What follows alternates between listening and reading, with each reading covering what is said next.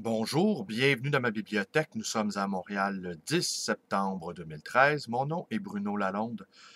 Je devais vous lire Christopher Gérard, Colibet, journal de lecture. Ce sera pour une autre fois, je l'ai terminé. Un bon livre, des portraits d'écrivains, des portraits de lecture, quelque chose qui me rejoint beaucoup. Mais je veux plutôt vous lire aujourd'hui un petit passage de cet écrivain belge que j'estime par-dessus tout, Marcel Moreau. Un esprit iconoclaste, irrévérencieux, imaginatif, dévergondé, un esprit comme je les aime, un esprit frère en un mot. Je ne vous parlerai pas de la guerre qui vient, car je ne crois pas que la paix soit possible maintenant. Les forces de la guerre se sont déchaînées et tout le monde a intérêt à en découdre pour toutes sortes de raisons symboliques. Je n'en dirai pas davantage. Défense de l'esprit tordu. La vérité n'est jamais linéaire. En son nom, laissez votre esprit se tordre, se détordre, se retordre. Surtout, ne le tordez pas dans un seul sens. Il vous en coûterait une jouissance ou une découverte. Tordez-le dans tous les sens, soit avec lenteur, soit avec violence, et cela vous vaudra un événement. La torsion de l'esprit n'est pas un divertissement intellectuel, c'est une excitation de connaissance. On nous a éduqués selon l'idée que nous avions un axe et qu'une vie accomplie dépendait de la rectitude sans cesse réaffirmée de cet axe. C'est faux. Ceux qui prétendent avoir un axe ne peuvent admettre qu'il s'agit là d'une création fictive. C'est seulement un moyen pour eux de résister aux poussées renversantes, désaxantes de notre être en mouvement, en désir de débordement, donc d'authenticité. Pour l'explorateur de soi et du monde, il n'y a d'axe que couché, brisé, en décomposition dans les abysses de soi, après joyeux déchaînement de la vie dans tous ses états, soutenu par une pensée sans peur ni tabou. Ce serait un malheur pour le vertige d'exister fort si nous avions un axe. Mais il n'est point désolant de sentir que nous en avons plusieurs, lesquels, tour à tour, disparaissent, renaissent, s'inclinent, se courbent, se déplacent, se heurtent, s'entremêlent, nous font basculer avec eux dans nos béances soudaines et noires. La complexité de la vie est une objection à la notion d'axe unique, mais non à la cohérence secrète des énergies qui tendent lorsque nous pensons et vivons intensément ce que nous sommes à nous déséquilibrer pour la bonne cause. Avoir l'esprit tordu, mais surtout avoir conscience que tordu, il est le plus naturellement du monde, c'est posséder le moyen d'étendre son savoir, sa lucidité, au-delà des pistes balisées par les cartographes de l'intériorité. C'est l'étendre jusqu'en des points de nous-mêmes où nos anomalies, notre anormalité, voire notre folie nous apparaissent comme des valeurs de civilisation, de culture, aussi cardinales, aussi puissantes que peut l'être, d'autre part, la conquête des harmonies.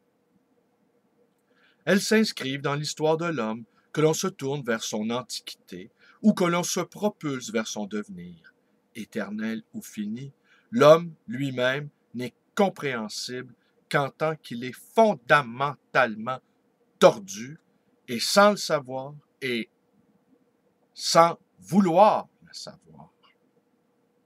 Encore faut-il que les torsions que l'on imprime à l'esprit soient à la fois une dynamique et une expansion, une façon d'élargir et d'approfondir sans frein, et dans l'exaltation, notre passion d'aller à nos extrêmes, à cette face toujours inconnue de l'absolu qui est en nous, à notre chaos fécondable.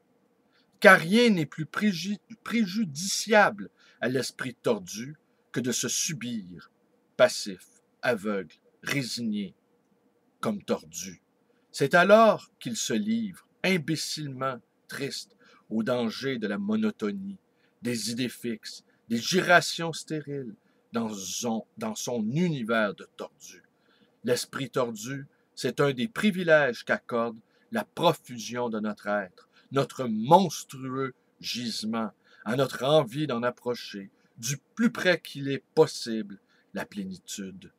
Devenue une aventure psychologique en même temps que charnelle, éclairée par l'amour et la connaissance, la torsion fait de l'homme tordu un esprit moins conditionné que le moins conditionné des esprits réglés.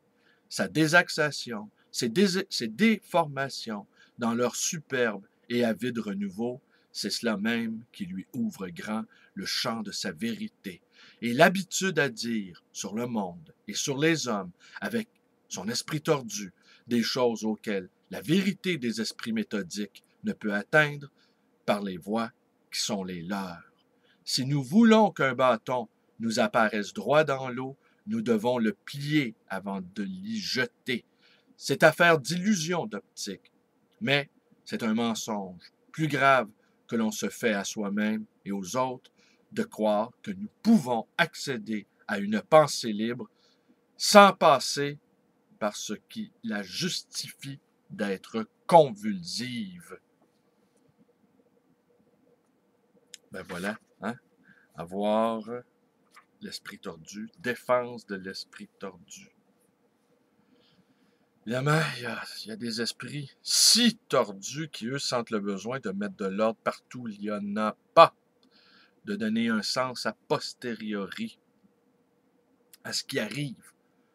Mais que se passe-t-il présentement, justement?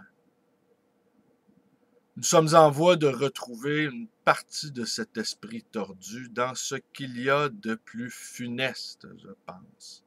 Cette part d'ombre, cette part de nous-mêmes, immergée, est en train de réapparaître. Les bêtes qui sont dans l'ombre sont en train de s'ébrouer à nouveau et vont sans doute nous entraîner dans une sorte de cataclysme où la part de sombre jouissance ne sera pas absente, car l'homme, l'être humain, l'espèce humaine, dis-je, aime autant la destruction que la construction. Voyez ces enfants qui construisent patiemment ces châteaux de sable et qui, avant que la mer les efface, avec quelle joie et quel bonheur ils le détruisent, ce château de sable. Ils ont presque plus de plaisir à le détruire qu'ils ont eu de plaisir à le construire. Studieux, l'être humain, très, très, très studieux. Et puis à un moment, ça y est, il lance les livres par la fenêtre. Il brûle les cartables. Et le feu de joie peut commencer, même si ce feu de joie-là nous emporte bien, bien, bien loin. Je vous remercie d'être avec moi. Mes vidéos vous plaisent. Abonnez-vous à ma chaîne. Ma page Facebook, vous pouvez aller visiter, devenir un ami militant. Un ami militant, c'est quoi au juste? C'est quelqu'un qui n'accepte pas que dans un pays aussi riche que le Canada ou le Québec, eh bien, qu'il existe encore des gens qui vivent dans la misère. C'est ça, un ami militant. C'est quelqu'un qui n'accepte pas la pauvreté des autres, que des gens ne soient pas capables de manger à leur faim, ne soient pas capables de vivre dans des appartements qui ne soient pas des taudis. C'est ça, un ami militant. C'est quelqu'un qui n'accepte pas les injustices qui sont réparables.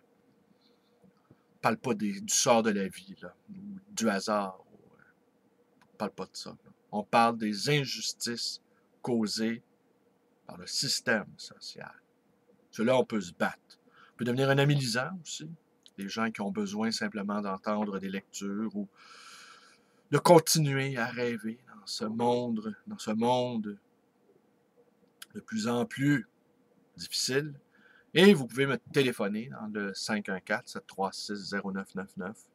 Ça, c'est à ma librairie. Vous pouvez également me me rendre visite à cette librairie d'occasion et d'anciens, le Livre Voyageur, dans le quartier studieux et paisible, et pauvre et multiethnique de Côte-des-Neiges. Merci et bonne journée à tous.